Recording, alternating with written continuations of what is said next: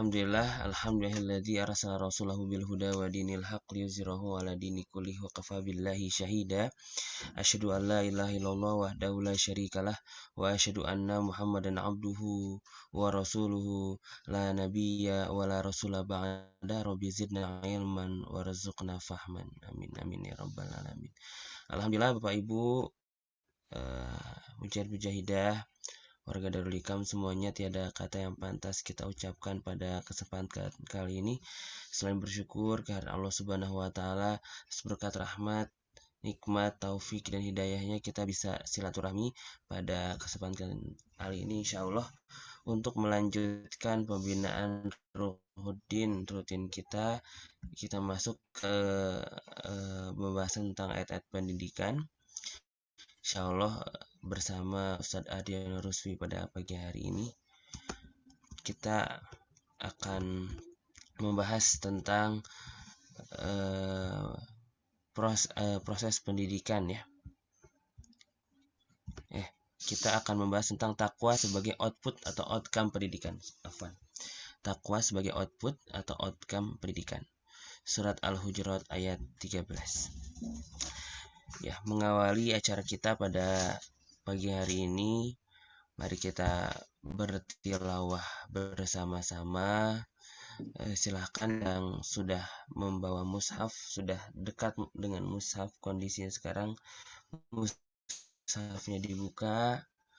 Bagi yang laptopnya silahkan ya, kita membuka surat Al-Hujurat ayat 13.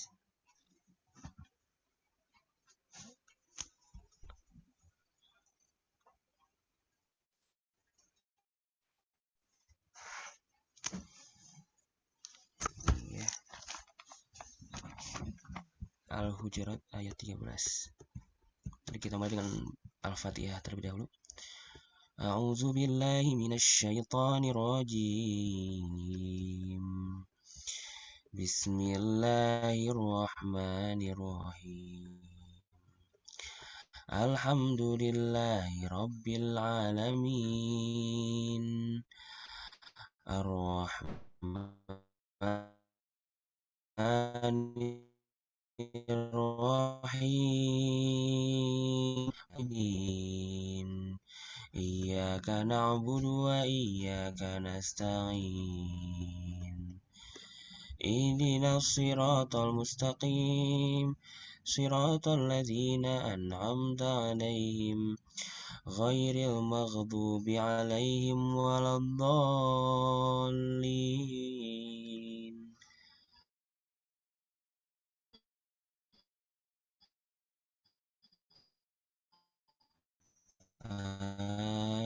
Amin.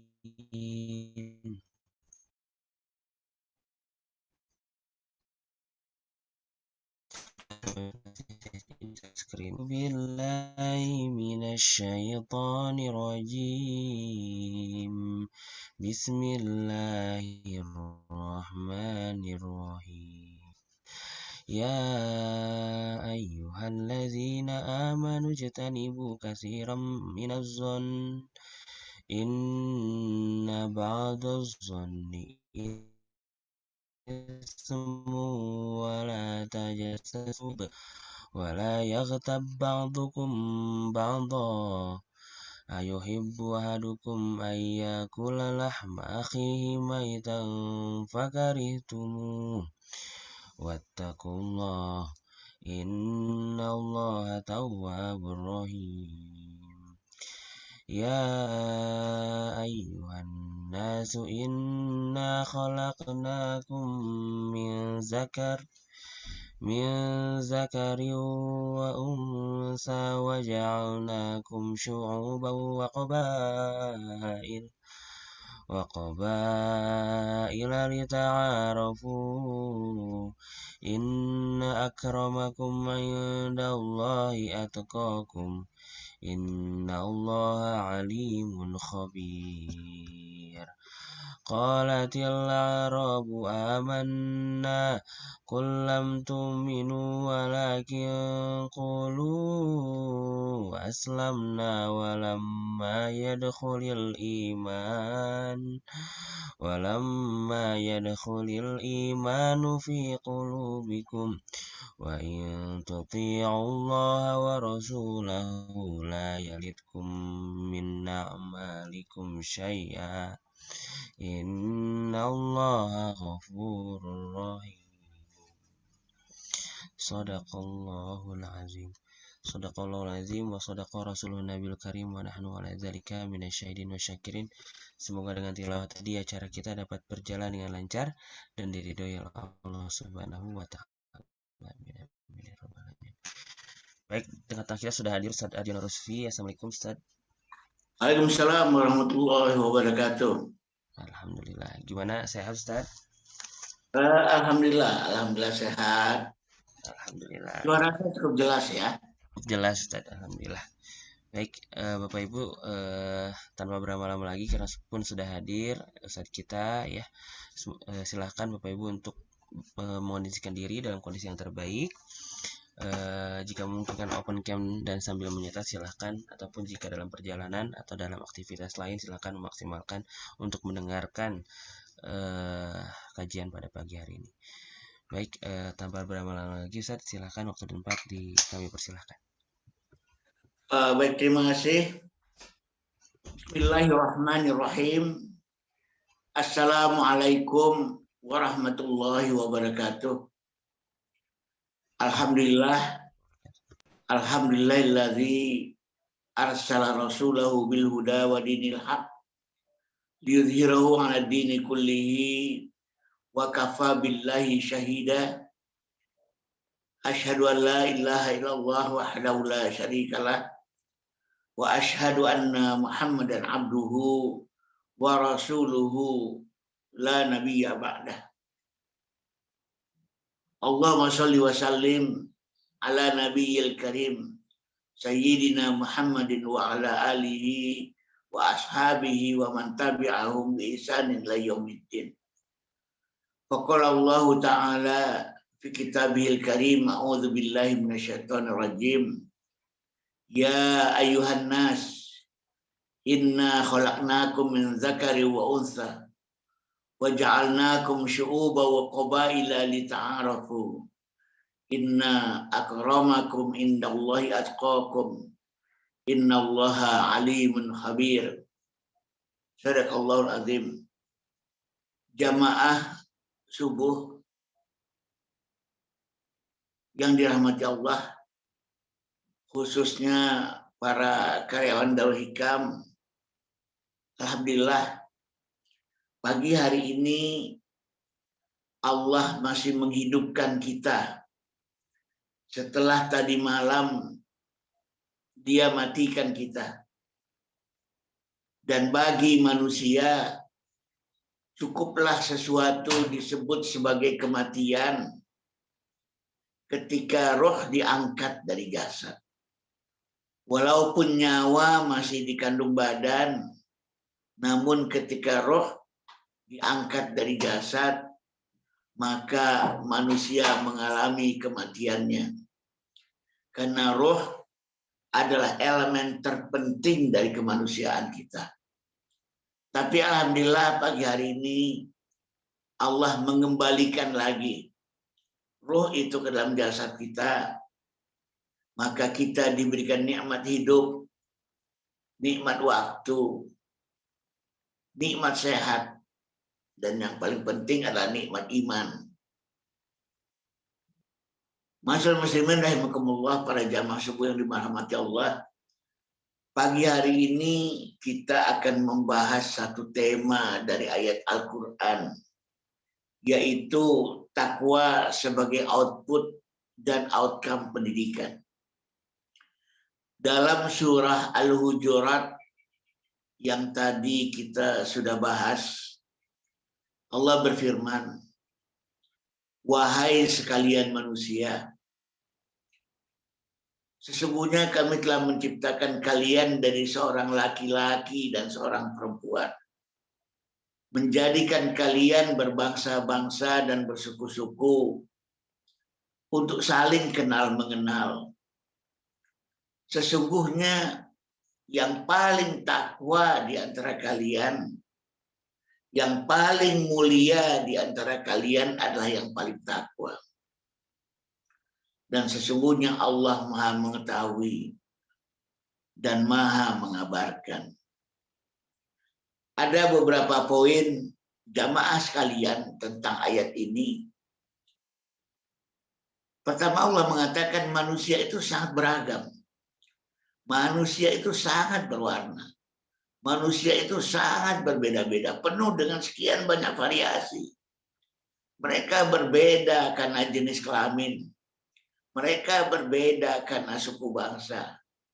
Tapi bukan itu yang menyebabkan kemuliaan manusia.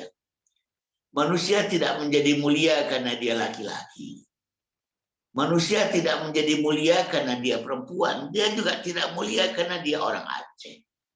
Dia juga tidak menjadi mulia karena dia orang Jawa. Tapi Allah mengatakan kemuliaan itu terletak pada ketakwaan seseorang. Dan takwa adalah derajat tertinggi dari keimanan seorang muslim. Inna akramakum indallahi atqakum. Sehingga wajar bagi kita sebuah proses pendidikan apapun sudah seharusnya dan sudah sepatutnya melahirkan manusia-manusia yang bertakwa. Sudah sepatutnya sebuah pendidikan tidak dalam rangka melahirkan orang dengan kebanggaan akan jenis kelaminnya. Pendidikan tidak boleh melahirkan orang dengan kebanggaan kesukuannya. Pendidikan harus melahirkan orang-orang yang membangun ketakwaan. Semakin dia bertakwa, semakin dia mulia di sisi Allah. Inna akramakum indallahi atqakum. Jamaah sekalian, seperti yang diulang-ulang oleh para ulama, pada dasarnya takwa adalah melaksanakan apa yang diperintahkan oleh Allah dan meninggalkan apa yang dilarangnya. Sekali lagi, definisi takwa secara formal yang sering disampaikan oleh para ulama adalah melaksanakan apa yang diperintahkan, meninggalkan apa yang dilarang. Karena pada dasarnya ajaran itu terdiri dari perintah dan larangan.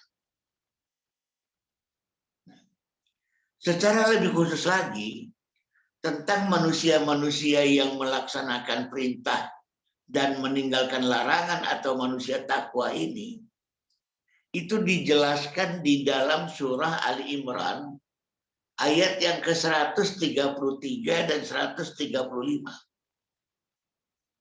A'udzubillahi minasyaitonir rajim. Wasari'u ila maghfiratin min rabbikum wa jannatin 'arduhas samawati wal ardu uiddat lil muttaqin. Dan bersegeralah kalian kepada ampunan Allah dan kepada surga yang luasnya seluas langit dan bumi yang diperuntukkan kepada orang-orang yang bertakwa. Bahwa surga yang luasnya seluas langit dan bumi itu Allah ciptakan sebagai karunia hanya kepada orang-orang yang bertakwa. Lalu apa ciri orang yang bertakwa dalam ayat tersebut? Alladzina yunfiquna fis sarra'i wad dharra wal kadhimina al-ghaidha wal 'afina 'anil nas. Orang yang bertakwa adalah orang-orang yang menafkahkan hartanya pada waktu lapang dan pada waktu sempit. Kemudian mereka mampu menahan amarah mereka dan memaafkan manusia. Itu ciri orang-orang bertakwa yang digambarkan dalam ayat yang ke-134-nya. Dilanjutkan pada ayat yang ke-135. Ciri orang-orang bertakwa berikutnya adalah walladzina idza fa'alu fahishatan aw dzalamu anfusahum dzakarullah. Orang-orang bertakwa itu adalah orang-orang yang apabila mengerjakan perbuatan yang fahisyah, perbuatan yang keji atau dosa besar, aw dzalamu anfusahum atau melakukan dosa kecil, menganiaya dirinya sendiri, dzakarullah. Mereka segera ingat pada Allah. Fastaghfiru lidzunubihim. Kemudian mereka segera minta ampun atas dosa mereka. Walam yusirru ala ma fa'alu hum ya'lamun. Kemudian mereka tidak mengulangi, tidak melanjutkan perbuatan itu karena mereka mengetahui. Ternyata manusia termulia itu, hamba beriman yang paling mulia itu adalah orang-orang yang juga tidak luput dari dosa. Bahkan bisa saja melakukan dosa besar. Fahisyah. Salah satu fahisyah yang disebutkan dalam Al-Quran adalah wala taqrabuz zina innahu kana fahisyah. Jangan kamu mendekati zina karena zina itu fahisyah. Manusia bertakwa itu sama saja dengan manusia-manusia yang lainnya. Bisa melakukan dosa fahisyah atau bisa melakukan dosa kecil. Yang membedakannya dengan orang yang tak bertakwa adalah zakarullah, mereka segera ingat pada Allah. Fastaghfiru lidzunubihim, dan kemudian minta ampun atas dosa mereka. Wa may yaghfiru dzunuba illa Allah. Siapa lagi akan mengampuni dosa kecuali Allah? Dan kemudian tidak melanjutkan, tidak mengulanginya karena mereka mengetahui. Orang bertakwa ternyata bisa marah, tapi dia menahan amarahnya. Wal kadhiminal ghaidh. Inilah ciri-ciri orang bertakwa itu. Masyaallah muslimin rahimakumullah. Secara kebahasaan, takwa itu artinya adalah takut. Maka misalnya ada perkataan wattaqu fitnatan la tusibanna alladzina zalamu minkum khassah. Takutlah kalian akan satu fitnah yang tidak hanya mengenai pelakunya saja secara khusus. Wattaqu, takutlah. Tapi takutnya takwa ini berbeda dengan takut biasa. Takutnya takwa ini adalah takut yang disebabkan karena cinta. Kita sama-sama tahu seorang pecinta itu pada dasarnya seorang penakut. Seorang pecinta itu selalu takut.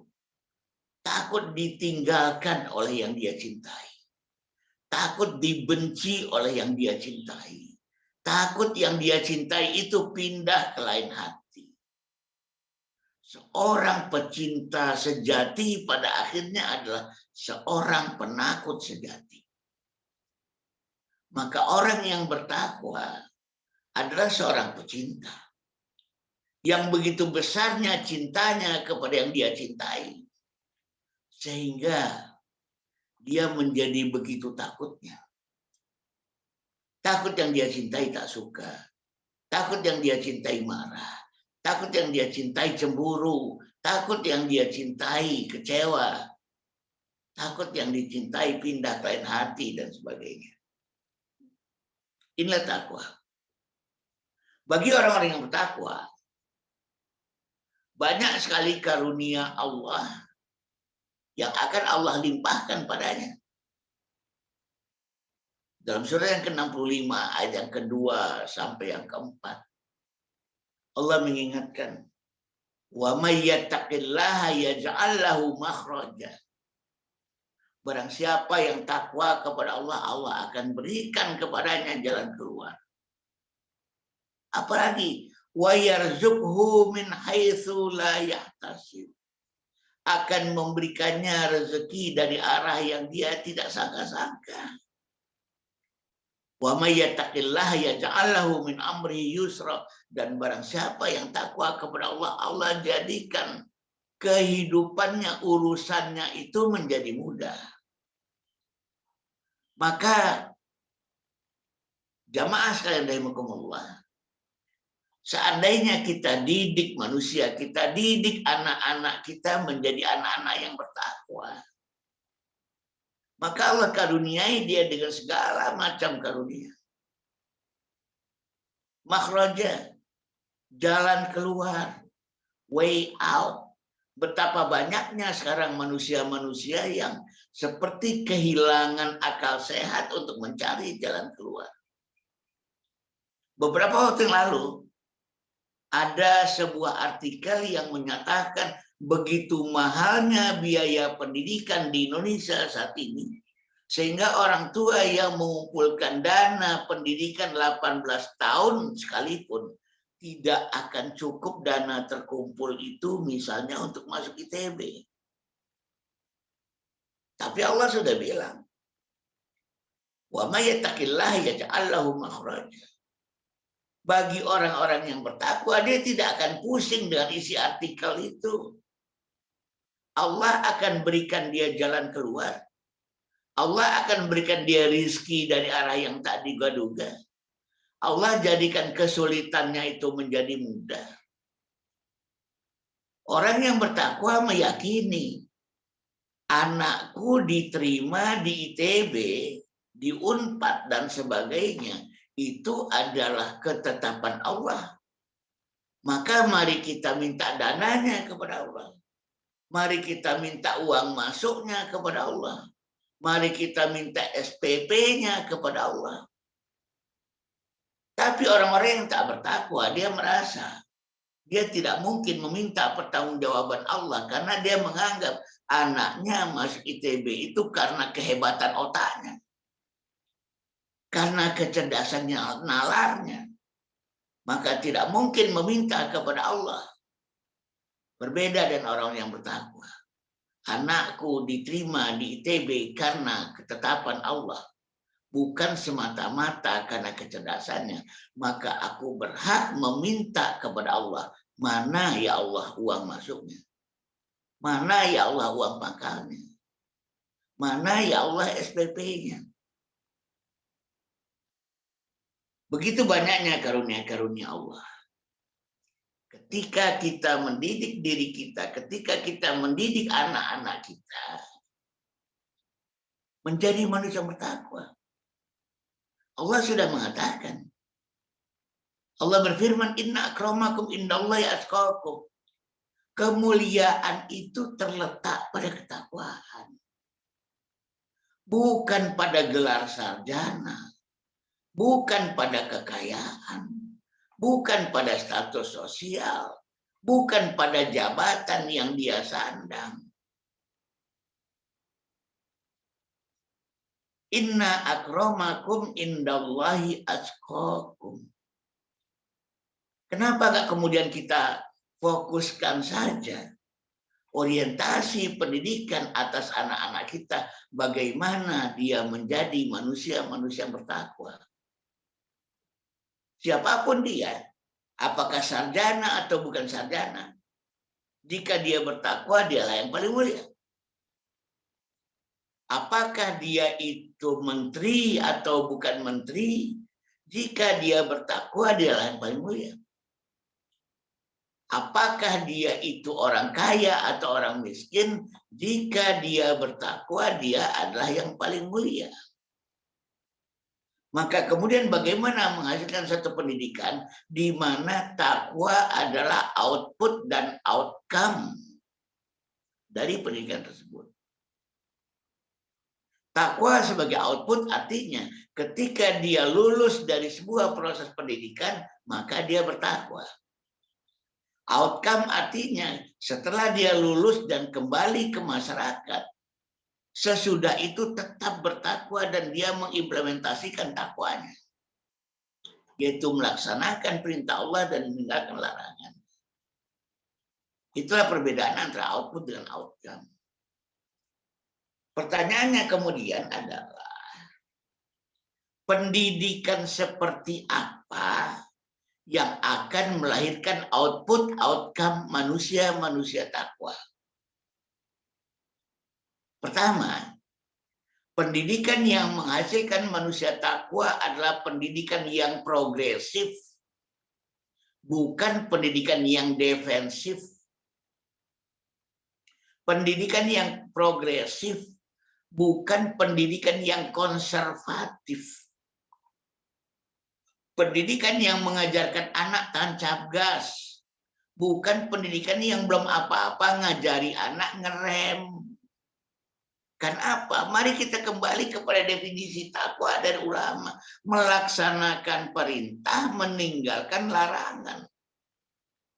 Tidak pernah ulama mengajarkan takwa itu adalah meninggalkan larangan, melaksanakan perintah. Gas dulu baru rem. Bukan rem dulu baru gas.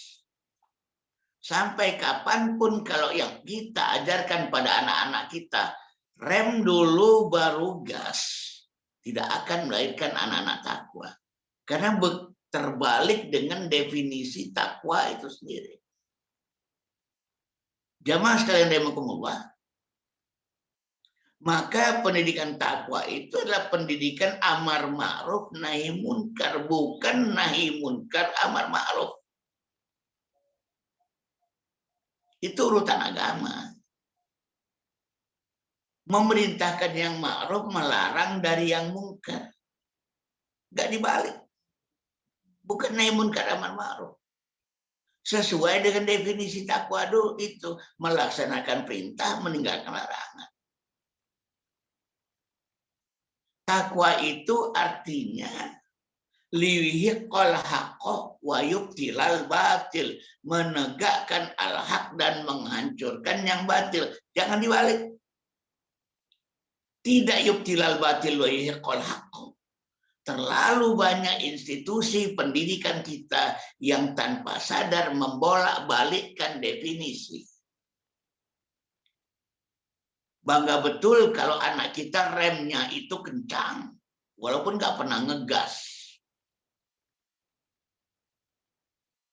Takwa itu adalah melahirkan anak-anak yang mengejar pahala, menekan dosa. Jangan dibalik menekan dosa, mengejar pahala. Jangan kita mengira yang dosanya sedikit lalu masuk surga, yang dosanya banyak lalu masuk neraka. Nggak ada dalilnya. Yang ada dalilnya adalah fa'amma man sakulat mawazinuh fahuwa fi 'ishatin radiyah wa amma man khaffat mawazinuh fa ummuhu hawiyah. Yang berat timbangan kebaikannya, dia mendapatkan tempat tinggal yang memuaskan di akhirat. Barang siapa yang ringan timbangan kebaikannya, pahalanya, tempat tinggalnya neraka hawiyah. Wa ma adraka ma hiya, apa itu neraka hawiyah? Narun hamiyah, itulah api yang menyala-nyala. Kenapa sekarang terbalik? Katanya ingin menghasilkan manusia takwa. Jadi manusia takwa itu manusia progresif. Ini harus kita didik. Manusia takwa itu adalah manusia yang takut pada dosa iblis, kemudian dia takut pada dosa Adam. Jangan dibalik. Apa itu dosa iblis? Perintah Allah tak dilaksanakan. Allah perintahkan sujud pada Adam, dia nggak mau sujud. Fasajadu illa iblis aba wastakbar wa kana minal kafirin. Sujudlah semua malaikat sujud, tapi iblis nggak mau sujud. Perintah tak dikerjakan, itulah dosa iblis. Apa dosa Adam? Dosa Adam larangan dilanggar. Allah sudah bilang jangan dekati pohon ini, ya Adam, ya Hawa. Didekati juga, dilanggar juga larangan. Ya Adam uskun anta wa zaujukal jannah wa kulla min haitsu syi'tuma ragada wa la taqraba hadhihi syajarah fatakuna minadh dhalimin. Wahai Adam, tinggallah kamu dan istrimu dengan di surga ini. Makan apa yang kalian berdua mau makan, tapi jangan dekati pohon ini, tapi dilanggar oleh Adam. Iblis berdosa karena tak melaksanakan perintah. Adam berdosa karena tak meninggalkan larangan. Iblis lupa ngegas. Adam lupa ngerem. Dua-duanya dosa. Dosa iblis lebih besar daripada dosa Adam. Bagaimana kita akan melahirkan anak-anak bertakwa kalau yang kita ajarkan adalah rem, nak, rem. Takwa itu adalah mengajarkan gas, nak, gas. Sebelum nabrak, nak, rem. Takwa itu kesolehan. Soleh itu amal. Soleh itu gas. Tapi sebelum nabrak dia mesti ngerem. Sekali lagi definisi ulama tentang takwa adalah melaksanakan perintah, meninggalkan larangan. Jangan pernah sekalipun dibalik. Manusia takwa adalah manusia soleh, bukan manusia bersih. Amar ma'ruf nahi munkar, bukan nahi munkar, amar ma'ruf. Menegakkan yang hak, menghancurkan yang batil, ngejar pahala, menekan dosa. Banyak di antara kita menganggap maksiat itu yang utama adalah ketika larangan dilanggar. Tidak. Maksiat itu yang utama adalah ketika perintah tak dikerjakan. Berasal dari kata asa. Maksiat itu asa. Asa itu apa? Membangkang. Apa itu membangkang? Diperintahkan kok nggak dikerjakan. Sami'na wa ata'na atau sami'na wa asaina. Kami dengar, kami taat, atau kami dengar, kami maksiat. Karena maksiat lawan dari taat. Jadi apa itu maksiat dalam pengertian awalnya? Maksiat itu dalam pengertian awalnya ketika perintah tak dilaksanakan. Baru maksiat yang kedua adalah ketika larangan dilanggar. Makanya digambarkan dalam surat At-Tahrim. Apa ciri malaikat itu? Ciri malaikat itu adalah tidak bermaksiat atas apa yang diperintahkan. Sekali lagi dalam surat At-Tahrim ayat yang ke-6 digambarkan tentang malaikat. Malaikat itu la ya'sunallah fima amara. Tidak bermaksiat pada Allah atas apa-apa yang diperintahkan. Maka pendidikan yang menghasilkan manusia takwa hanyalah pendidikan yang menghasilkan manusia progresif. Sekarang pendidikan Islam cenderung melahirkan manusia-manusia defensif. Manusia-manusia konservatif. Manusia-manusia yang rem dulu sebelum gas. Gas belum diajarin, rem belum apa-apa sudah diajarkan. Jamaah sekalian rahimakumullah. Kenapa amar ma'ruf didahulukan daripada nahi munkar? Karena bahkan amar ma'ruf itu adalah nahi munkar terbaik. Dalam sepak bola ada istilah menyerang itu pertahanan terbaik. Maka Allah perintahkan aqimis sholat. Tegakkanlah sholat. Itu amar ma'ruf. Dalam rangka apa? Inna sholata tanha anil fahsyai wal munkar. Sholat yang bernama amar ma'ruf itu dalam rangka nahi munkar. Jadi apakah nahi munkar terbaik itu? Nahi munkar yang terbaik adalah amar ma'ruf. Membolak-balik ajaran Islam adalah sumber malapetaka. Bagaimana akan lahir ketakwaan? Yang kedua, mendidik manusia bertakwa berarti mendidik hatinya, mendidik rohiyahnya. Itu dulu. Mendidik ketakwaan tidak bermula dari mendidik sholat. Mendidik ketakwaan tidak bermula dari mendidik puasa. Mendidik siam. Mendidik tilawatil Quran. Mendidik zikrullah. Tapi hati dulu yang dididik. Iman dulu yang dididik. Karena apa? Rasulullah bersabda dalam satu hadis, at-taqwa hahuna wa yusirru ila sadrihi thalatha marrat. Takwa ini di sini, kata Rasulullah. Kemudian dia menunjuk kepada dadanya 3 kali. Takwa itu di dada. Ingin mendidik manusia-manusia yang output dan outcome-nya adalah takwa, maka didiklah dadanya, didiklah hatinya. Bukan fisiknya, bukan otaknya. Tidak semata-mata kita didik skill. Sekarang sholat sudah dihina. Karena sholat dianggap cuma skill.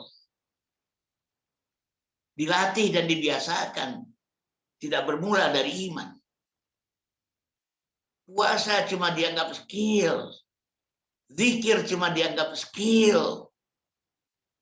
Tilawah cuma dianggap skill. Gak paham arti pun gak apa-apa, yang penting kamu bisa baca. Lalu kemudian tidak melahirkan itu semua pada takwa. Mendidik takwa, didik dulu dada mereka. Maka ketika anak baru lahir, yang pertama kali dilakukan adalah diazankan.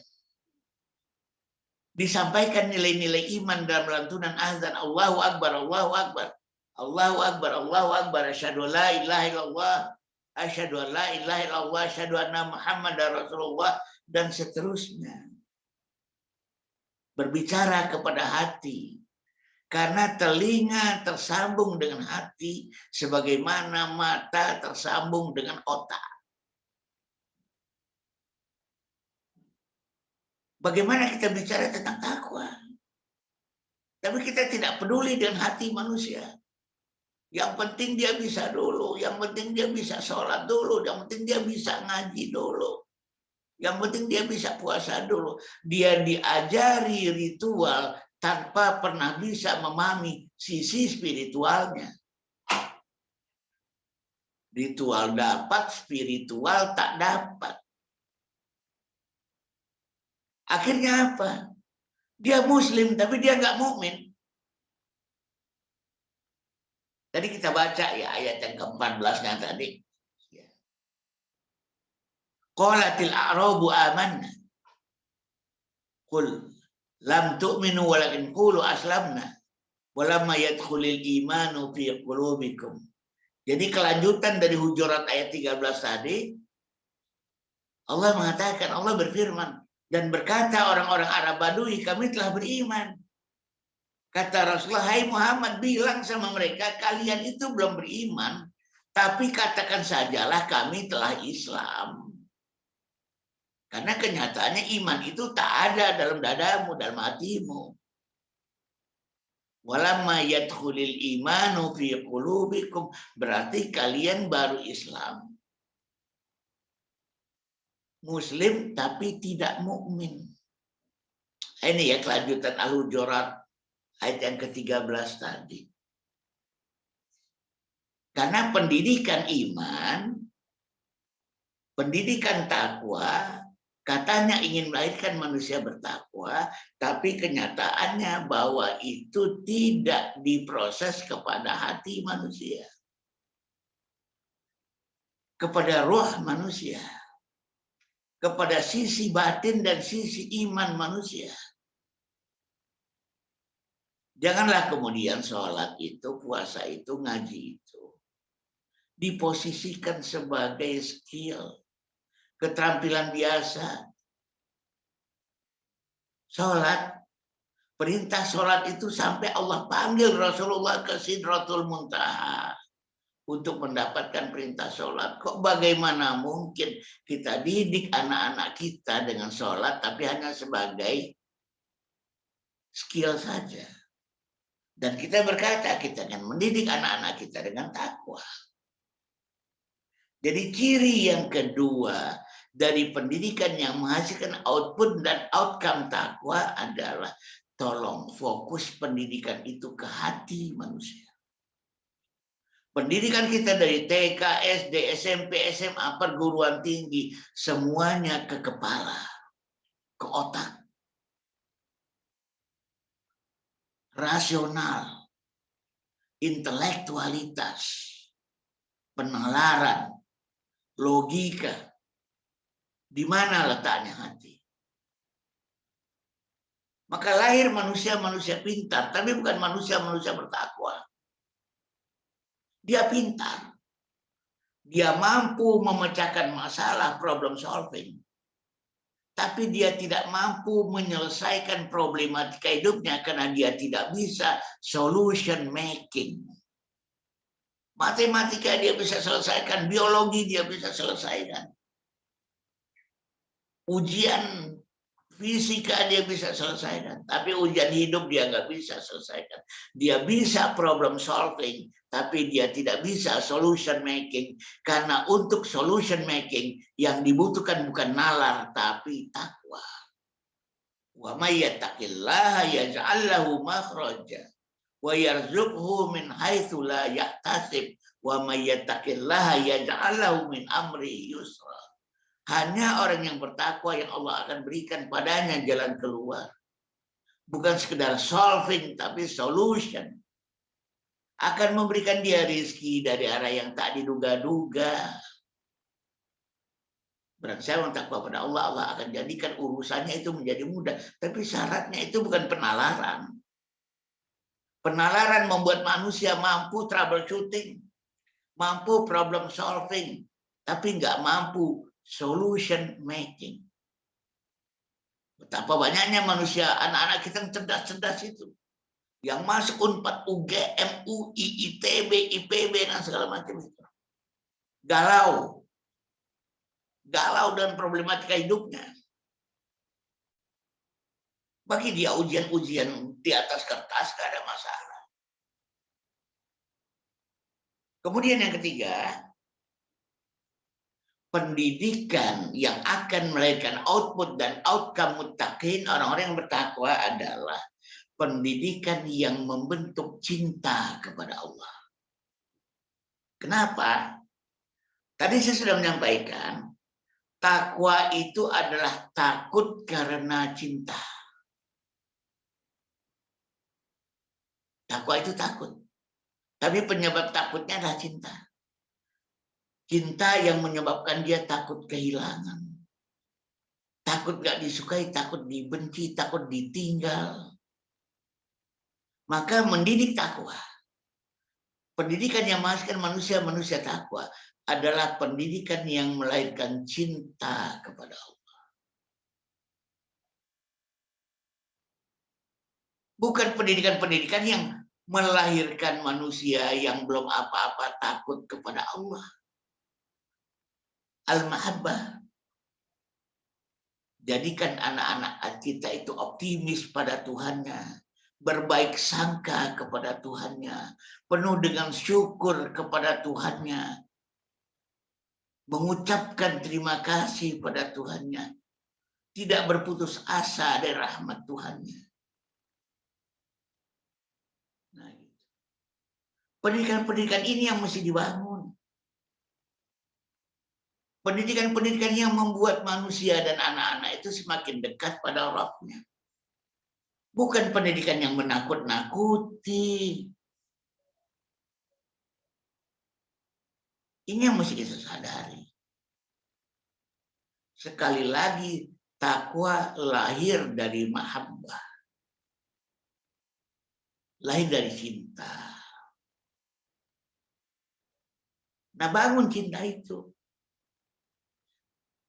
Bangun mahabbah itu. Mendidik mahabbah berarti apa? Mendidik iman. Iman first. Pendidikan yang ingin melahirkan manusia bertakwa adalah prinsipnya satu, iman first. Iman qabla kulli syai'. Sebelum pendidikan apapun adalah pendidikan iman. Ibnu Katsir pernah berkata, sebelum tuntas masalah iman, sungguh pendidikan agama yang lain itu sia-sia, kata beliau. Sekali lagi ya, sebelum tuntas pendidikan iman, kata Ibnu Katsir, sesungguhnya pendidikan yang lain itu sia-sia. Pendidikan akhlak kah? Pendidikan syariat kah? Pendidikan fikih kah? Pendidikan muamalah kah? Sia-sia. Tahfidzul Quran kah? Sia-sia. Iman yang melahirkan mahabbah. Iman yang melahirkan cinta. Terlalu banyak belakangan pendidikan ini yang mengatakan iman itu penting nanti-nanti saja. Pendidikan iman itu memang penting, tapi nanti belakangan kalau dia sudah besar. Pendidikan itu penting, tapi setelah ini ya. Yang sekarang apa? Yang penting biasakan dulu sholat, biasakan dulu ngaji, biasakan dulu saum, biasakan dulu zikir. Manusia dididik dengan pembiasaan, bukan dengan iman, bukan dengan kesadaran. Lalu bagaimana akan lahir mahabbah? Sementara kita bicara tentang anak-anak yang bertakwa sesudah dididik. Dan ini menjadi sesuatu yang sebenarnya agak sulit gitu ya. Nah ini. Kemudian yang berikutnya,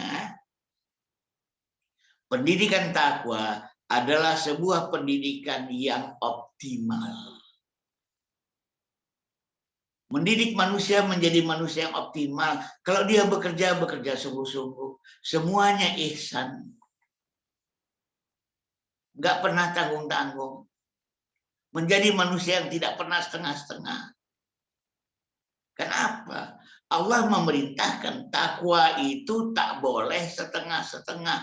Ya ayyuhalladzina amanu taqullaha haqqa tuqatih. Wahai orang-orang yang beriman, bertakwalah kepada Allah dengan sebenar-benarnya takwa.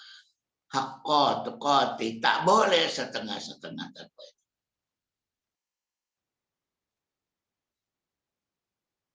Di dalam hadis juga dikatakan, bertakwalah kepada Allah sampai di ujung kesanggupan kalian. Manusia yang setengah-setengah tak akan melahirkan takwa.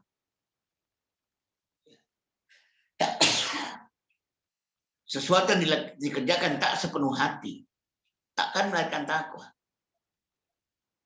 Contoh manusia takwa adalah Nabiullah Ibrahim alaihissalam. Ketika dia kasih tugas, dia selesaikan paripurna.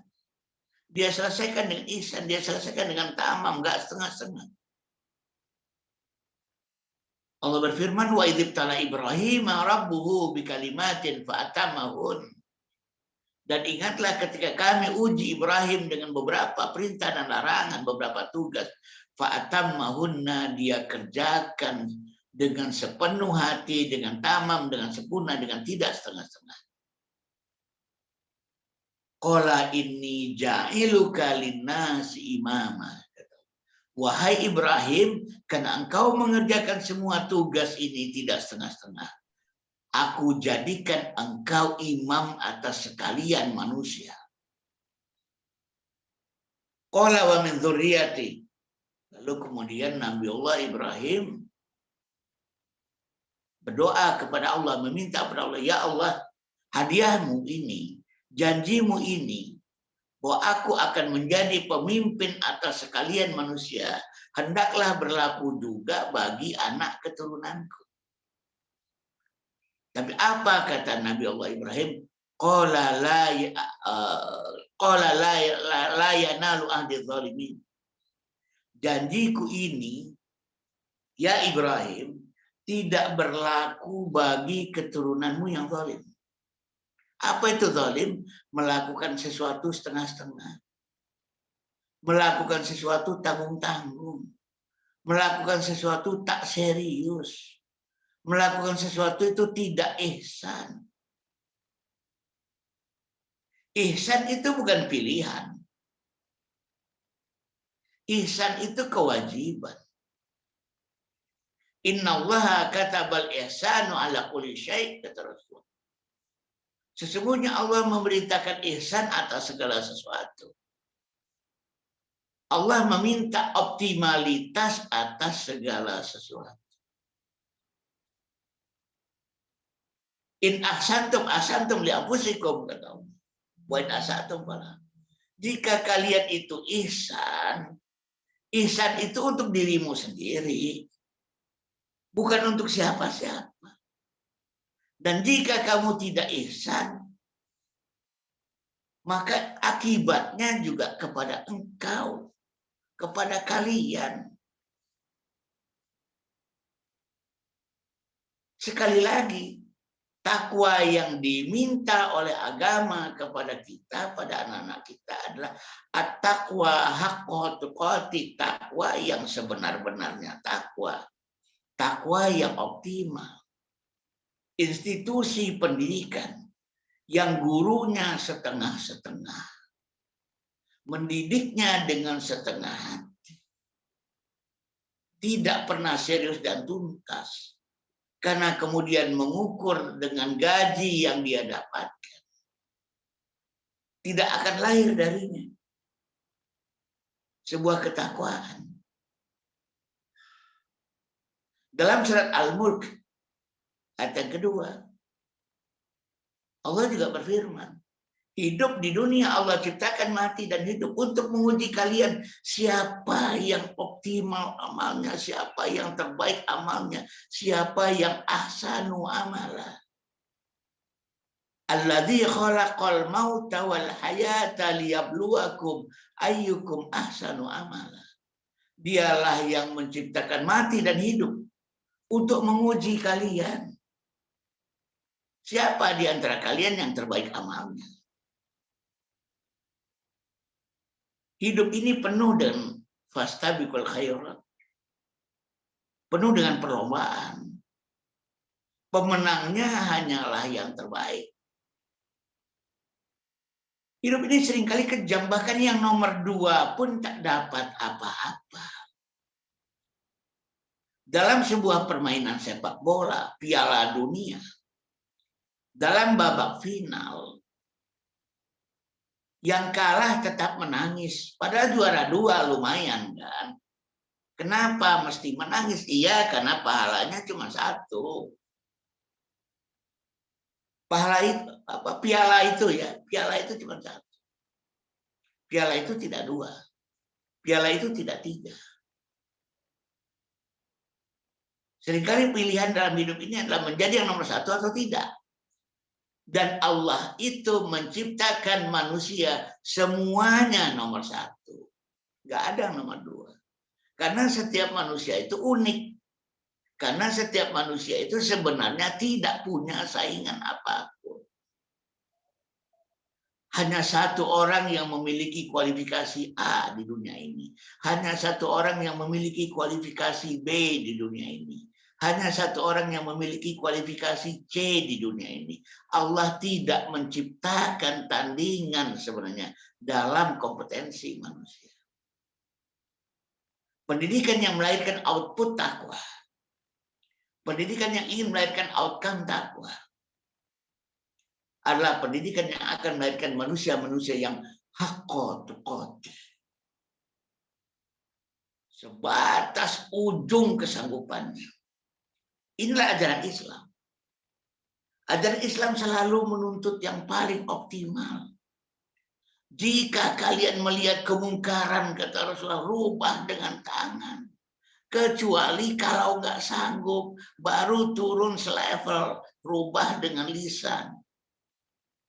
Kalau masih nggak sanggup juga merubah dengan lisan, kata Rasulullah, rubahlah dengan hati. Itu selemah-lemahnya iman. Begitulah ajaran Islam, selalu dari yang paling tinggi yang disanggupi oleh manusia. Man ra'a minkum munkaran falyughayyirhu biyadihi. Barang siapa di antara kalian melihat kemungkaran, rubahlah dengan tangannya. Fa illam yastati' fa bilisanihi. Jika dia nggak sanggup merubah dengan tangan, baru boleh turun merubah dengan lisan. Wa illam yastati' fa biqalbihi. Kalau dia dengan lisan pun nggak sanggup, maka baru boleh merubah dengan hati. Wadzalika aful iman, itu selama-lamanya iman. Tidak pernah ada ajaran Islam yang mengatakan jika kalian melihat kemungkaran rubahlah dengan hati. Kalau udah lebih sanggup lagi baru naik selevel rubahlah dengan lisan. Kalau udah lebih sanggup lagi naik lagi selevel rubah lagi dengan tangan. Itu sebaik-baiknya iman. Tidak ada dalil yang semacam itu. Karena ajaran Islam adalah ajaran optimalitas, mulainya dari atas, bukan dari bawah. Rubah dengan tangan, kecuali kalau nggak sanggup. Rubah dengan lisan, kecuali kalau nggak sanggup. Kita diperintahkan untuk sholat berdiri. Jika tidak sanggup, maka duduklah. Jika tidak sanggup, maka berbaringlah. Selalu kita diajarkan dari yang paling optimal, yang bisa kita sanggupi. Baru setelah itu diturunkan. Ini esensi dari sebuah ajaran Islam yang akan melahirkan ketakwaan itu. Maka bentuk ibadah seorang muslim itu adalah sebuah pengabdian, sebuah penghambaan. Tak bisa setengah-setengah. Putra Nabi Adam, Qabil berkurban, Habil berkurban. Kenapa kurban dari Qabil tidak diterima? Karena Qabil tidak sempurna dalam berkurban. Dia pilih yang buruk-buruk. Dia pilih yang seadanya. Itu yang dia serahkan kepada Rabbnya. Berbeda dengan adiknya Habil. Dia kurbankan yang terbaik. Begitu pula bahkan seorang muslim. Ketika dia ingin menyumbang, ingin membagikan hartanya, ingin berbagi pakaian, Islam mengajarkan dia selalu membagikan, memberikan, mengirimkan yang terbaik, bukan pakaian bekas. Atau yang udah jelek, yang udah gak disukai, bukan. Wa atal mala ala hubbi dzabil qurba wal yatama wal masakini wa ibnis sabili wasailina wa fil riqab. Dia memberikan harta yang dia cintai kepada kerabat-kerabatnya dan seterusnya dan seterusnya. Maka lembaga pendidikan Islam tidak boleh menjadi lembaga pendidikan yang setengah-setengah. Kurikulumnya setengah-setengah, yayasannya setengah-setengah, kepala sekolahnya setengah-setengah, muridnya setengah-setengah, gurunya setengah-setengah. Harus optimal. Harus haqqa tuqatih. Bertakwa dengan sebenar-benarnya takwa. Tidak bertakwa dengan seadanya. Karena tadi, inna akramakum indallahi atqakum. Karena yang paling mulia di antara kalian di sisi Allah itu adalah yang paling bertakwa. Maka sekali lagi saya ingatkan, sebuah pendidikan yang output dan outcome-nya takwa adalah satu, sebuah pendidikan yang progresif. Bukan pendidikan konservatif. Sedih kita ketika kita melihat anak-anak dari lembaga pendidikan muslim rata-rata konservatif. Penuh dengan ketakutan. Menjadi manusia bersih, tapi tidak pernah menjadi manusia baik. Yang kedua, pendidikan yang menghasilkan ketakwaan adalah pendidikan yang berbasis pada pendidikan hati. Karena at-taqwa hahuna wa yusirru ila sadrihi thalatha marrat, kata Rasulullah. Takwa itu di sini dan dia menunjuk ke dalam dadanya 3 kali. Karena hati itu yang nanti akan menghasilkan lisan. Hati itu yang akan menghasilkan perbuatan. Intinya iman. Yang ketiga, pendidikan yang menghasilkan manusia-manusia yang mencintai Tuhannya. Lalu cinta itu melahirkan takut. Takut yang didasarkan cinta itulah yang disebut dengan takwa. Dan yang terakhir adalah pendidikan yang selalu memberikan terbaik, melakukan yang terbaik, pendidikan yang habis-habisan, pendidikan yang totalitas. Karena Allah akan memberikan jalan keluar bagi mereka yang melakukan sesuatu itu total. Walladzina jahadu fina lanahdiyannahum subulana. Orang-orang yang totally dedicated untuk kami. Jahadu, jihad. Lanahdiyannahum subulana. Akan kami tunjukkan jalan-jalan kami, kata Allah. Bukan satu jalan, bukan sabilana, tapi Allah menyatakan subulana, banyak jalan, tapi syaratnya satu, optimal. Walladzina jahadu, bersungguh-sungguh fina pada kami. Lanahdiyannahum subulana, benar-benar akan kami tunjukkan pada mereka jalan-jalan kami. Tidak ada satu jalan, tapi ada banyak jalan.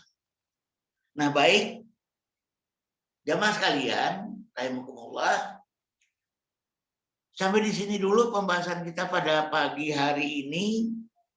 Mungkin masih ada waktu sekitar 10 menit seandainya ada yang ingin bertanya.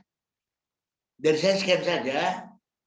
Al-haqqu min rabbik fala takunanna minal mumtarin. Kebenaran dari Rabbmu, janganlah engkau termasuk golongan orang-orang yang ragu, kata Allah. Jika ada kesalahan, itu kesalahan saya mohon maaf. Billahi taufiq wal hidayah. Wassalamualaikum warahmatullahi wabarakatuh. Waalaikumsalam warahmatullahi wabarakatuh. Alhamdulillah turnuhun Ustaz yang sudah menyampaikan materi yang luar biasa ini tentang takwa sebagai output atau outcome pendidikan. Ya. Sedikit saya merangkum tadi ada beberapa ya poinnya, pendidikan yang progresif, pendidikan takwa itu. Lalu masuk selanjutnya tahapan pendidikan hati yang berintikan iman. Pendidikan yang melahirkan cinta pada Allah, takut, lalu cinta itu melahirkan ketakutan pada Allah. Juga pendidikan selalu memberikan yang terbaik, totalitas yang akan melahirkan jalan keluar. Walladzina jahadu fina lanahdiyannahum subulana. Baik Bapak Ibu, Mujahid-Mujahidah, silahkan kita buka sesi tanya jawab, sesi diskusi. Silahkan jika ada yang mau bertanya, silahkan boleh menggunakan fitur raise hand ataupun langsung di drop pertanyaannya di kolom chat Zoom. Baik, ada satu pertanyaan terkaitan dengan proses tentang pendidikan takwa ini gitu ya, dengan sudut pandang yang tadi sudah disampaikan. Izin bertanya Ustadz, bagaimana jika pendidikan takwa yang telah dilakukan, beberapa hal telah dilakukan namun dengan proses yang terbalik? Contohnya, kami sudah melakukan nahi mungkar terlebih dahulu, namun amar ma'rufnya di akhir, sehingga terbalik dengan apa yang sudah Ustadz sampaikan. Lalu bagaimana yang perlu dilakukan? Ya baik ya. Memang saya akui dalam kebanyakan pendidikan Islam situasinya terbalik. Tidak sesuai dengan definisi takwa itu sendiri. Apa yang terjadi? Sudah begitu banyak rem yang diajarkan, sudah begitu banyak benteng yang dibangun, tapi jebol terus. Tapi babak belur terus. Karena memang yang seharusnya dibangun itulah sikap progresif, bukan sikap bertahan. Menahan diri dari gempuran-gempuran kebatilan, menahan diri dari gempuran-gempuran kemaksiatan. Yang harus kita lakukan adalah kita yang harus menggempur mereka.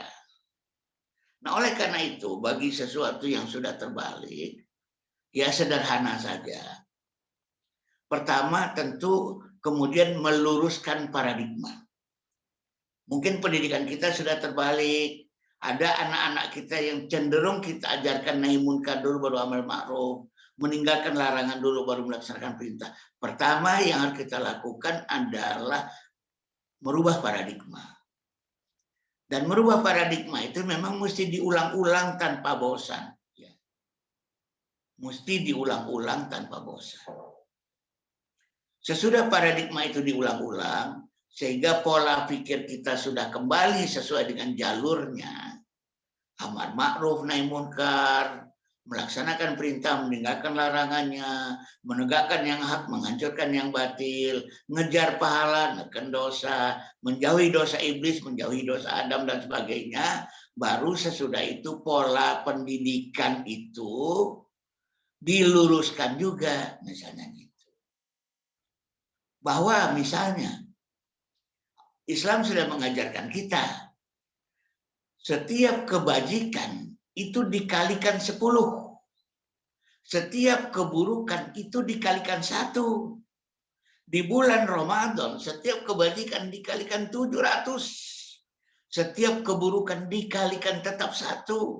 Apa ini artinya? Allah memang sangat mendorong-dorong manusia mendahului mengejar kebajikan. Baru kemudian menekan keburukan. Bahkan Islam mengajarkan untuk meruntuhkan keburukan-keburukan yang kita miliki pun caranya adalah dengan melakukan kebajikan. Ittaqillaha haitsuma kunta wa atbi'is sayyi'atal hasanata tamhuha. Takwalah kalian di mana saja kalian berada. Apa itu cara takwanya? Tutupi sayyi'at itu dengan hasanat. Tutupi keburukan itu dengan kebaikan. Niscaya kebaikan itu akan menimbun keburukan itu. Di dalam Al-Quran surat 17 ayat 81, Allah juga mengingatkan, wa qul ja'al haq wa zahaqal batil. Innal batila kana zahuqa. Katakanlah telah datang kebenaran, telah tersingkir kebatilan. Sesungguhnya kebatilan itu sesuatu yang pasti disingkirkan oleh yang hak itu. Makanya mendahulukan yang hak, mendahulukan yang hasanat, itulah cara-cara untuk membangun output ketakwaan atau outcome ketakwaan. Nah, jadi itu. Satu, mindsetnya dirubah, paradigmanya dirubah. Yang kedua, proses pendidikannya kembali kepada jalur Islam. Demikian, terima kasih. Baik, alhamdulillah hatur nuhun. Baik, ini ada pertanyaan lanjutan. Kita coba dulu kan yang raise hand ya. Silahkan Bu Retsa. Assalamualaikum warahmatullahi wabarakatuh. Masya Allah, Ustadz. Saya merasa sangat tertampar sekali ya dengan kalimat yang Ustadz ucapkan itu, didiklah anak dengan iman, bukan hanya sebatas pendidikan skill saja gitu ya, agar output yang mereka feedbackkan ke kita itu mahabbah gitu, bukan laporan-laporan seperti, Bu, saya sholatnya sudah 5 waktu sehari, Bu, saya puasanya sudah sampai maghrib gitu. Jarang gitu anak ada yang nge-feedback ke kita itu tentang betapa cintanya mereka kepada Allah gitu, betapa ingin taatnya mereka kepada Allah gitu, Ustadz ya. Saya sering lupa gitu ya, menjadikan ibadah itu sebagai iman di hati mereka, bukan sebatas pembiasaan saja gitu ya. Nah, yang ingin saya tanyakan gitu, apakah ada tips yang paling efektif untuk mendidik iman kepada anak itu, langkah awalnya apa gitu? Karena sering kebingungan juga gimana ya awalnya gitu buat memupuk iman dalam hati siswa itu gitu. Biar ibadah itu kita itu tidak harus selalu membujuk, menakut-nakuti gitu, atau bahkan memaksa gitu, karena dalam dirinya sudah ada mahabbah gitu ya, itu jadi mereka terdorong sendiri untuk beribadah gitu. Langkah awalnya bagaimana Ustadz? Terima kasih. Ya baik, terima kasih. Jadi yang pertama, pada dasarnya ibadah itu buah iman, itu yang mesti kita bangun ya. Dia adalah buah iman. Iman yang meluap-luap dalam hati, sehingga terucap secara lisan. Iman yang meluap-luap dalam hati sehingga terimplementasikan dalam amal perbuatan. Nah, sebenarnya nggak sulit membangun iman itu. Karena apa? Dia sudah terlahir beriman. Dia sudah terlahir bersyahadat. Baru muncul ke dunia pun dia sudah dibisikkan nilai-nilai iman lewat lantunan azan oleh ayahnya. Kemudian ketika dia 0 sampai 2 tahun, dia bertemu dengan hal-hal yang gaib. Dia bertemu dengan malaikat, dia bertemu dengan jin. Sehingga dia lekat sebenarnya dengan nilai-nilai iman itu, dengan nilai-nilai mahabbah itu. Jadi yang kita lakukan apa? Ringan sebenarnya. Pertama, keteladanan. Keteladanan iman bukan semata-mata keteladanan ibadah. Apa itu contohnya keteladanan iman? Kalau orang yang cuma keteladanan ibadah, dia membaca doa mau makan tanpa ada getar apapun. Itu cuma habit. Tapi orang yang meneladani iman pada anak ketika dia membaca doa mau makan, dia hayati itu. Bahkan dia hampir meneteskan air mata. Karena dia tahu banyak orang yang nggak bisa makan. Banyak orang yang mati kelaparan. Banyak orang yang miskin. Tapi Allah masih ngasih dia makan. Sehingga dia baca doa mau makan itu dengan hati yang bergetar. Lalu didengarkan oleh sang anak. Lalu kemudian itu menular. Karena pendidikan iman itu menularkan, bukan mengajarkan. Iman itu tak diajarkan. Iman itu ditularkan. Ketika dia berkata, Allahumma barik lana fima rozaqtana. Ya Allah, anakku alhamdulillah masih makan, ya Allah. Betapa banyaknya orang-orang di Sudan yang anaknya tak bisa makan, ya Allah. Ketika dia bangun tidur, dia teladani anak-anaknya dengan doa mau bangun tidur. Alhamdulillahilladzi ahyana ba'dama amatana wa ilaihi nusyur.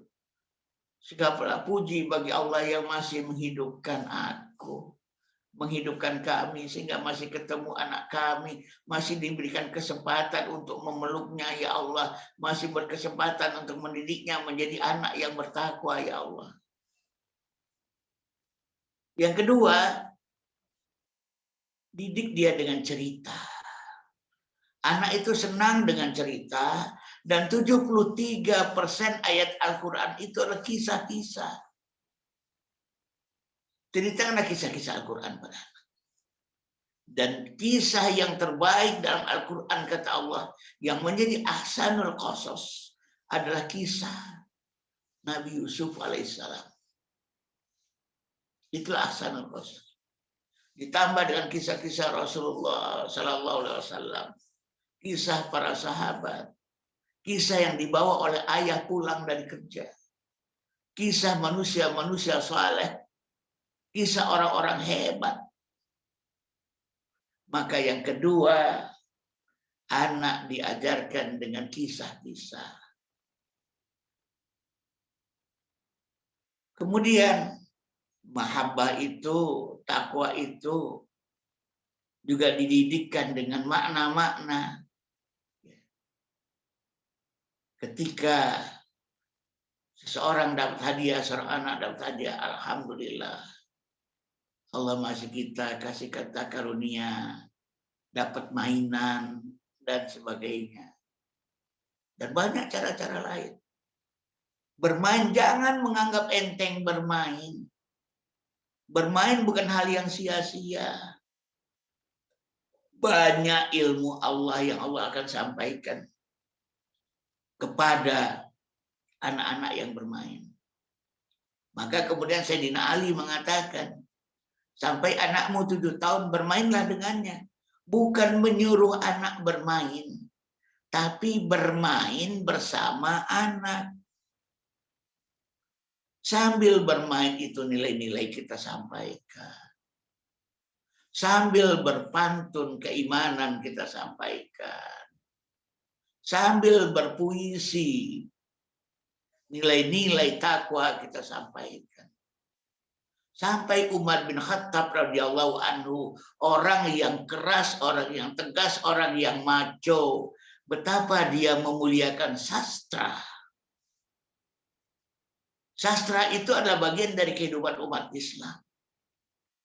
Zaman dulu umat Islam itu ba'da asar, mereka sudah berkumpul, ayah sudah pulang. Sambil minum teh, membacakan puisi, membacakan prosa, membacakan deklamasi.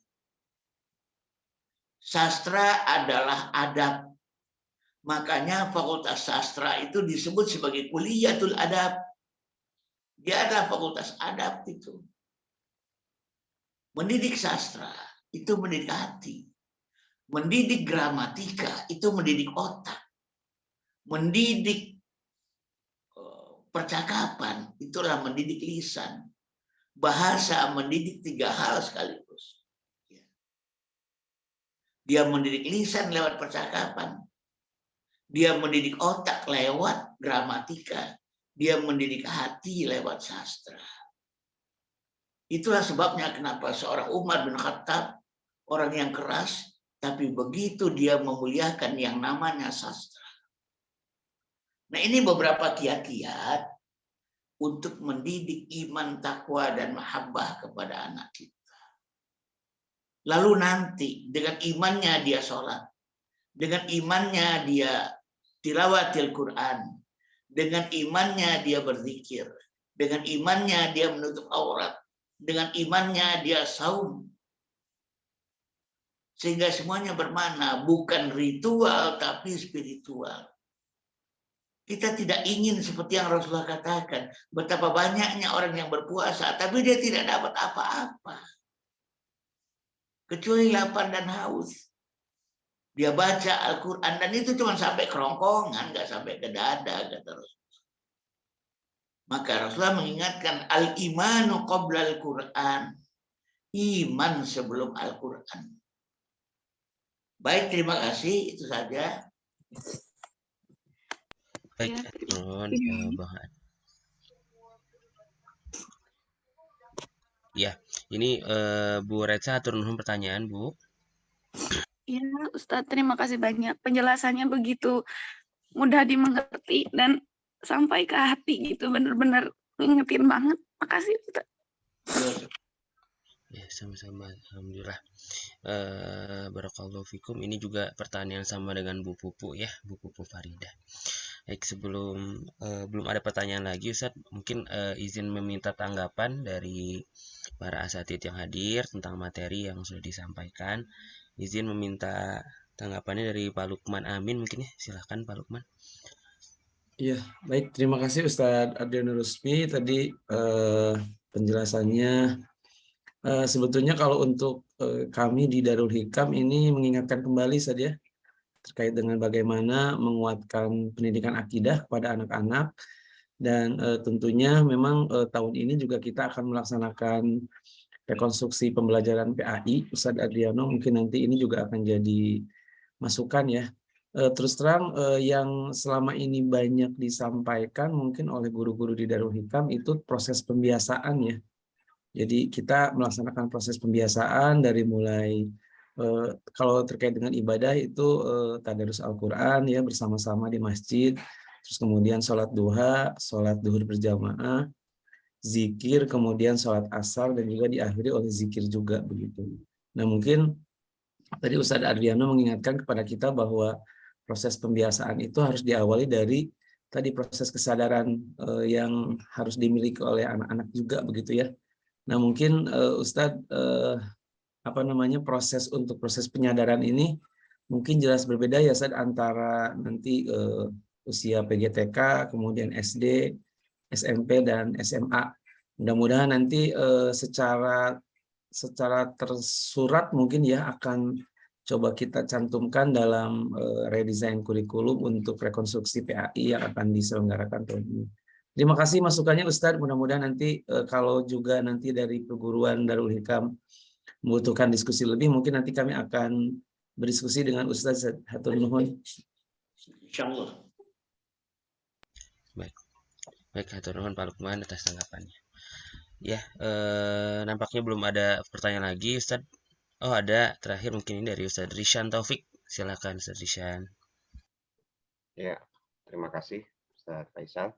Ustadz Aat, terima kasih luar biasa. Ini sedikit saja tentang pendidikan iman. Tentang pendidikan iman, kalau melihat dari surat-surat yang turun di Makkiyah, rata-rata iman itu berkaitan dengan banyaknya begitu saja. Apakah ini nanti diluruskan oleh Ustadz? Banyaknya berkaitan tentang hari akhir begitu. Sangat visual sekali menggambarkan surga, menggambarkan neraka. Dan itu banyak sekali dibahas diulang-ulang, hari akhir lagi. Pertama. Yang kedua, justru yang tadi disampaikan oleh Ustadz Aat ya, tentang mahabbah kepada Allah. Justru yang banyak dibahas sampaikan juga di surat-surat Makkiyah itu ini alam ya, wasama'i lagi, alam semesta begitu. Wasama'i langit lagi demi waktu duha jadi berkaitan dengan alam. Nah, ini apakah korelasi enggak dengan pendidikan iman begitu? Pendidikan mengajarkan tentang hari akhir, memvisualisasikan, juga mengajarkan tentang ilmu alam begitu untuk mengaitkan ke mahabbah atau keiman tadi. Begitu, Sadat. Ya, baik, terima kasih. Jadi yang pertama, pada dasarnya manusia itu diminta melakukan sesuatu karena iman. Karena dia harus mempertanggungjawabkan perbuatannya di hari akhir. Itu yang menyebabkan seperti iman kepada Allah dan iman kepada hari akhir itu sering banget disandingkan. Itu yang menyebabkan juga karena semua perilaku manusia itu dipertanggungjawabkan di hari akhir, tidak boleh segalanya dilakukan tanpa kesadaran. Wala takfu ma laisa laka bi'ilm. Inna sam'a wal basara wal fuada kullu ulaika kana anhu mas'ula. Jangan kalian melakukan sesuatu yang kalian nggak punya pengetahuan tentangnya. Dalam Islam itu meniru pantang. Yang benar adalah mencontoh. Melakukan meniru dan kesadaran itu namanya mencontoh. Kalau meniru itu adalah melakukan sesuatu, mengikuti sesuatu tanpa ilmu. Itu dilarang. Karena apa? Sesungguhnya pendengaran, penglihatan, dan hati nanti di akhirat kelak akan dimintai pertanggungjawabannya. Nah, begitu. Itu menyebabkan bicara iman akan selalu bicara tentang hari akhir, hari di mana manusia akan mempertanggungjawabkan perbuatannya. Bahkan manusia dilarang berkata, "Nattabi'u aba'ana," kami lakukan ini karena ngikutin perangai bapak kami. Karena mengikuti ajaran bapak kami. Oh, nggak bisa. Itu pula sebabnya pendidikan iman itu, pendidikan yang akan mengajarkan optimisme akan hari akhir. Laqad kana lakum fi Rasulillahi uswatun hasanah.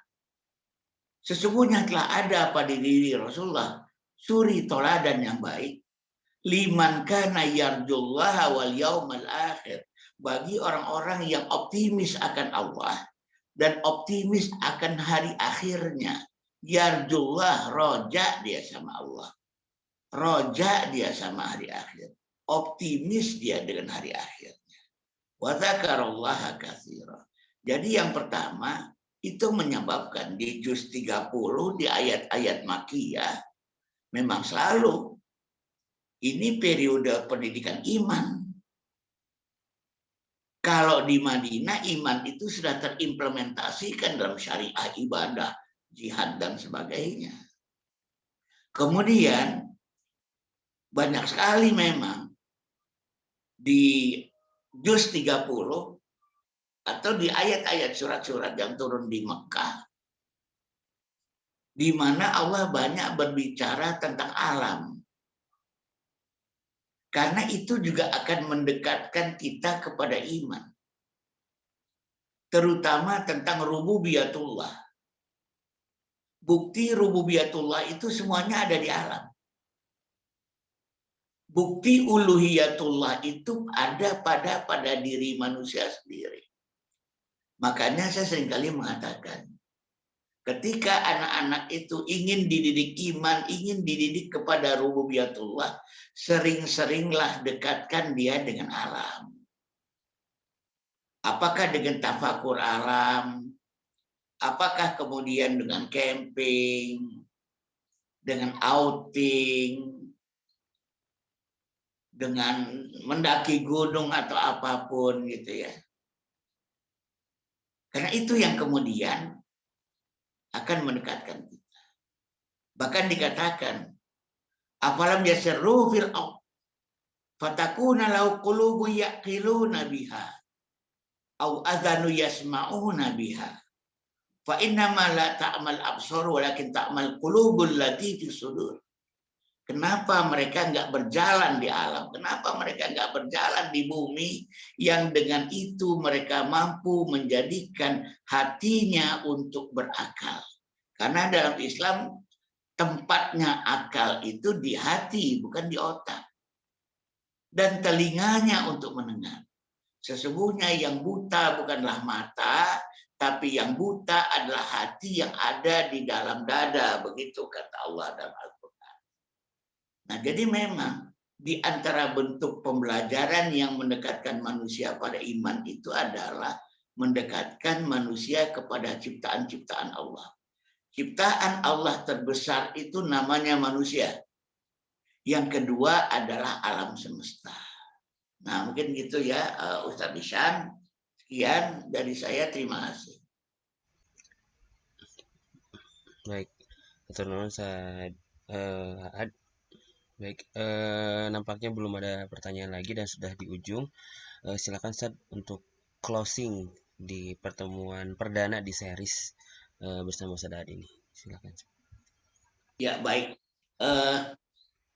Jamaah sekalian, tadi saya sudah sedikit menyinggung bahwa sesungguhnya yang menjadi hakikat utama kemanusiaan adalah roh manusia. Dia menjadi mulia karena roh itu.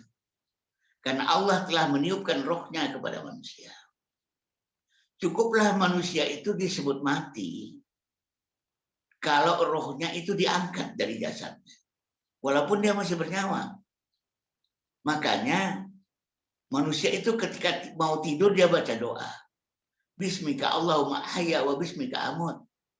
Dengan nama Allah engkau bangunkan aku dan dengan nama Allah aku mati. Padahal manusia itu dalam tidur dia masih bernyawa. Tapi ketika roh diangkat manusia itu dianggap mati. Ketika roh itu dikembalikan pada jasad manusia maka ketika itu dia hidup. Artinya apa? Tarbiyatul ruhiyah. Pendidikan ruhiyah adalah pendidikan yang terpenting pada diri manusia, pada diri anak-anak kita. Karena dari ruhiyah itulah muncul iman. Dari iman itulah muncul ucapan lisan. Dari ucapan lisan itulah, dari ruhiyah itu sudah muncul juga perbuatan. Sehingga mari ke depan kita fokuskan tarbiyatul ruhiyah. Beberapa hari yang lalu bahkan saya mengatakan, seandainya fakultas kedokteran tidak mencoba untuk belajar kepada Allah tentang roh, jangan dia pernah mengira memahami tubuh. Jangan pernah dia mengira memahami penyakit. Jangan dia mengira memahami pengobatan. Karena pada akhirnya jantung ini memiliki dimensi ruhiyah. Qalb itu memiliki dimensi ruhiyah ketika Allah tiupkan ruh manusia itu ke dalamnya. Nah, mungkin itu saja closing statement dari saya. Terima kasih. Alhaqqu min rabbik fala takunanna minal mumtarin. Wassalamualaikum warahmatullahi wabarakatuh. Waalaikumsalam warahmatullahi wabarakatuh. Turun Ustadz Ahad atas materinya pagi hari ini. Baik, Mujahidah, Bapak Ibu semuanya. Ya, demikian kegiatan pembinaan Ruhuddin kita pada pagi hari ini. Ini beberapa tanggapan juga izin bacakan dari Bu Idah. Subhanallah, jazakumullah ilmunya Ustaz, membuka dan menguatkan hati tentang keimanan. Jadi seharusnya setiap pembelajaran harus dikaitkan dengan ketauhidan, bukan hanya dititik beratkan pada pembiasaan atau skill semata. Gitu ya, jazakumullah ilmunya Ustaz, memberikan point of view yang berbeda dan mengingatkan. Baik, alhamdulillah. Jangan lupa Bapak Ibu untuk absen di aplikasi ataupun di link yang sudah ada, juga untuk memberikan infak terbaiknya ya di rekening yang sudah ada di Zoom melalui DPU Darul Hikam dengan bank yang ada. Baik, jazakumullah biljanah. Mari kita tutup dengan bersama baca alhamdulillah. Alhamdulillahirabbil alamin. Nah, doa kafaratul majlis, subhanakallahumma wa bihamdika asyhadu an la ilaha illa anta astaghfiruka wa atubu ilaik. Insyaallah kita bertemu lagi minggu depan bersama Ustaz Adi Nur Rusfi. Assalamualaikum warahmatullahi wabarakatuh. Waalaikumsalam. Waalaikumsalam warahmatullahi wabarakatuh. Turnuhun Ustaz. Nuhun kasadayana. Ustaz, Assalamualaikum. Waalaikumsalam.